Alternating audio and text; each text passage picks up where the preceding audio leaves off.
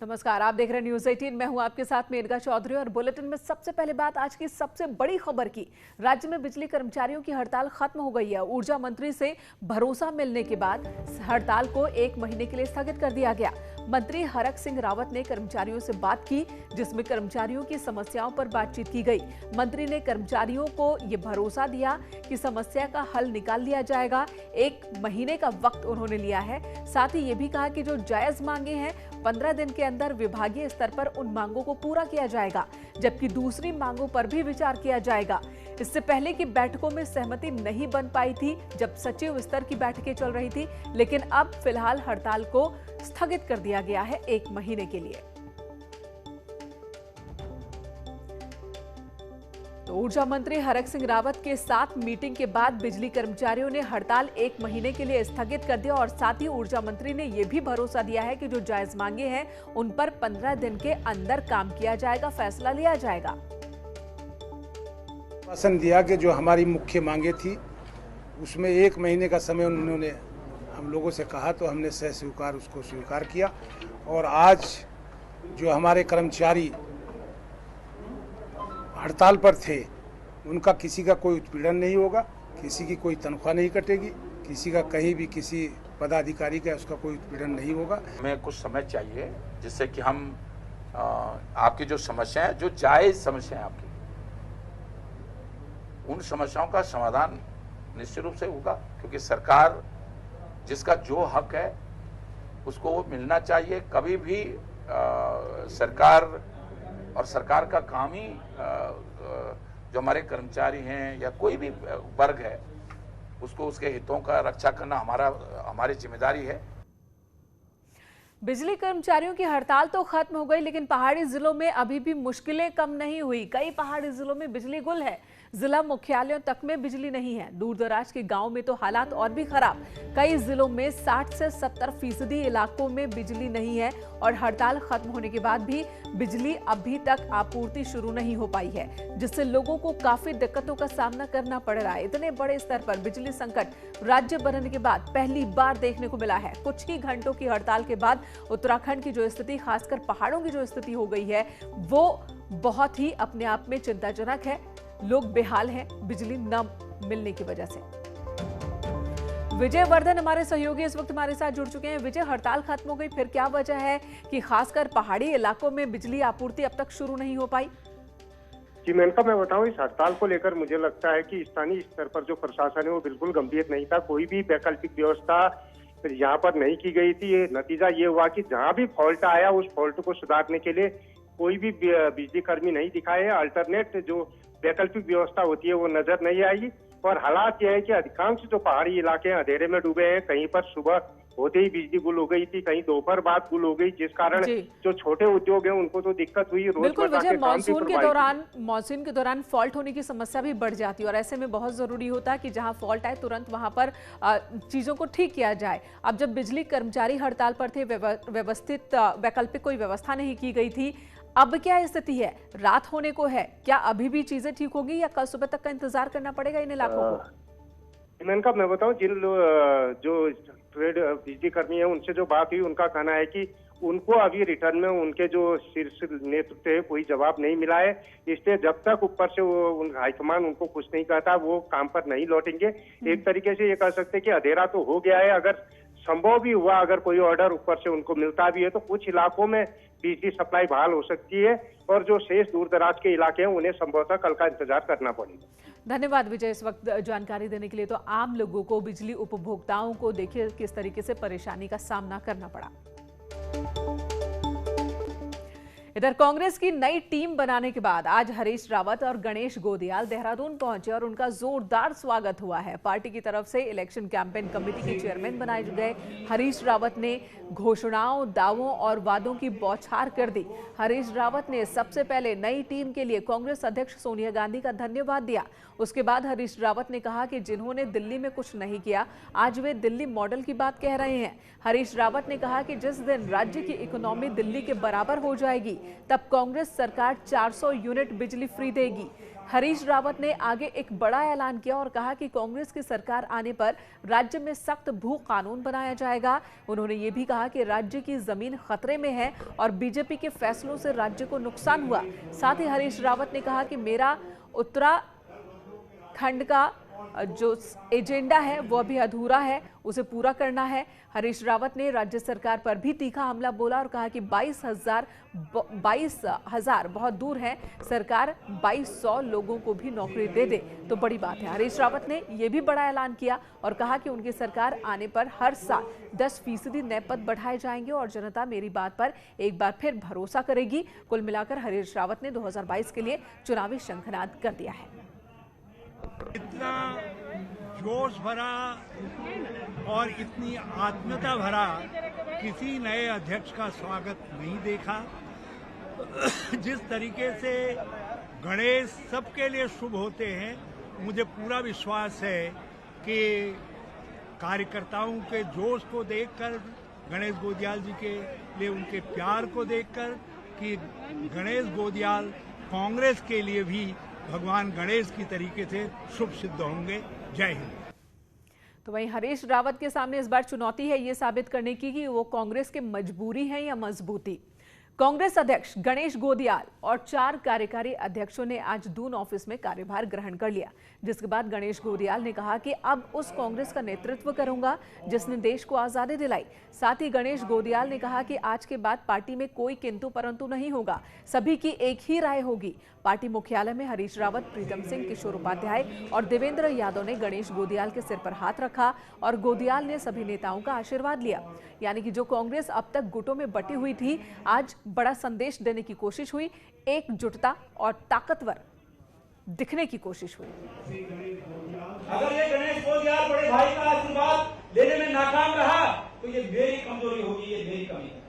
और मैं उम्मीद करता हूं कि बड़े भाई आज खुश होकर अपना हाथ मेरे सर पर रखेंगे और किशोर भाई आज के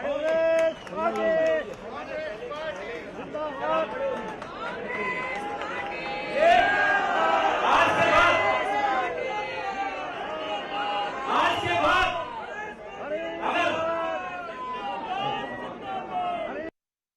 अगर कहीं कुछ कमी पेशी है तो वो काम मुझे सौंपा गया है, और अगर ऐसा कुछ आपको किंतु परंतु लगेगा तो वो मेरी नाकामी होगी।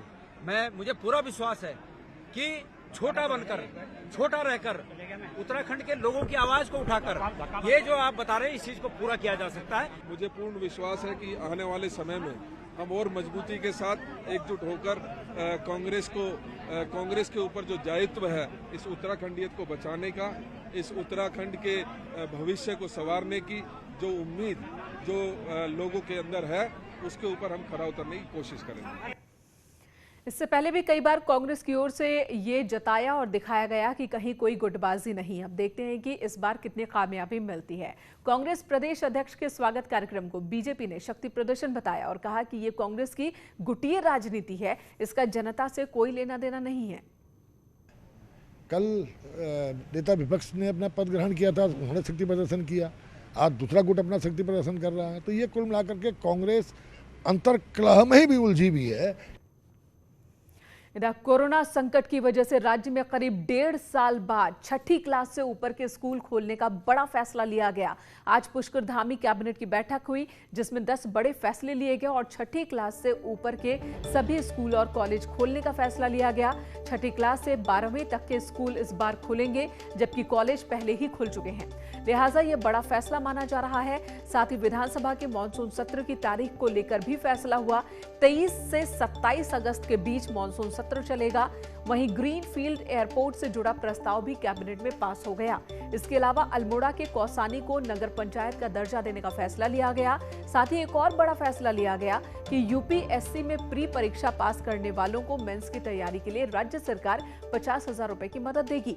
राज्य पीसीएस के लिए भी 50,000 रुपए की मदद दी जाएगी, लेकिन राज्य में सिर्फ 100 अभ्यर्थियों को ही ये मदद मिलेगी।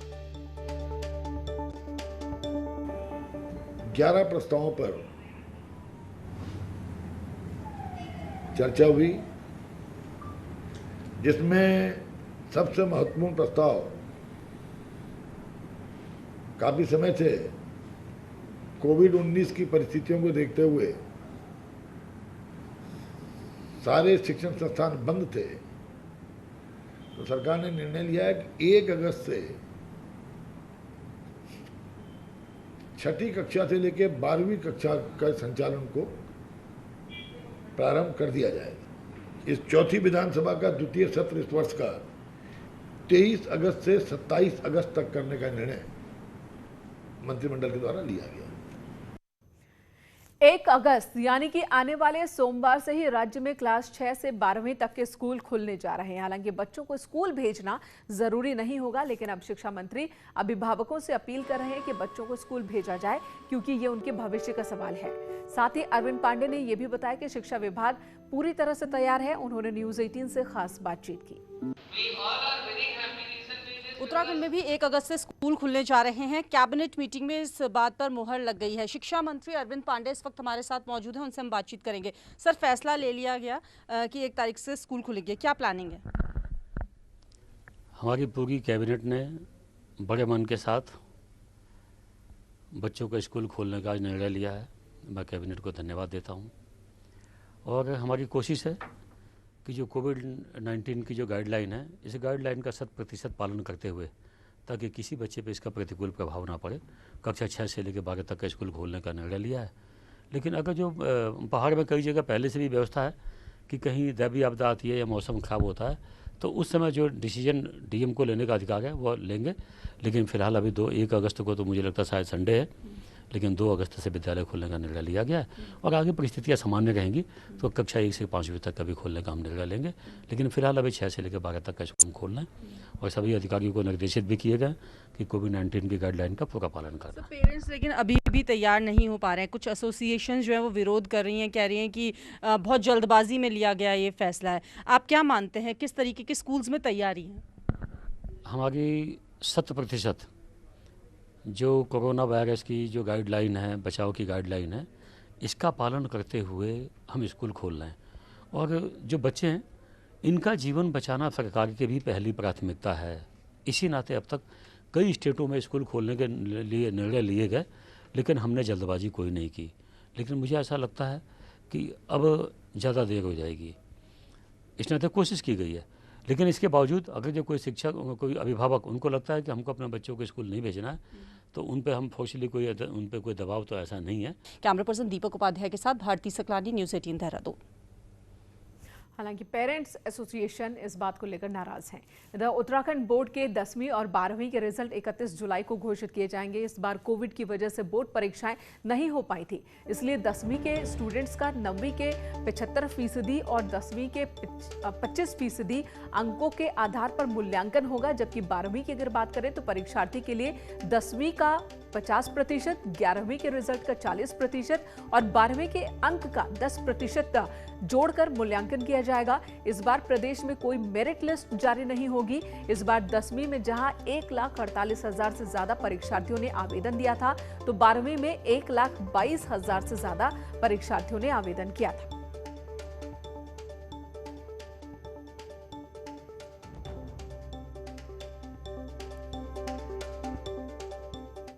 इंटरमीडिएट के परीक्षा फल निर्माण की कार्रवाई हमारी अंतिम चरण में है और 31 तारीख को हम परीक्षा फल की घोषणा करेंगे। हाई स्कूल और इंटरमीडिएट दोनों का परीक्षा फल एक साथ घोषित किया जाएगा। इधर राज्य को आज 30 एम्बुलेंस की सौगात मिली है। सीएम पुष्कर सिंह धामी ने इन 30 एम्बुलेंस को हरी झंडी दिखाई।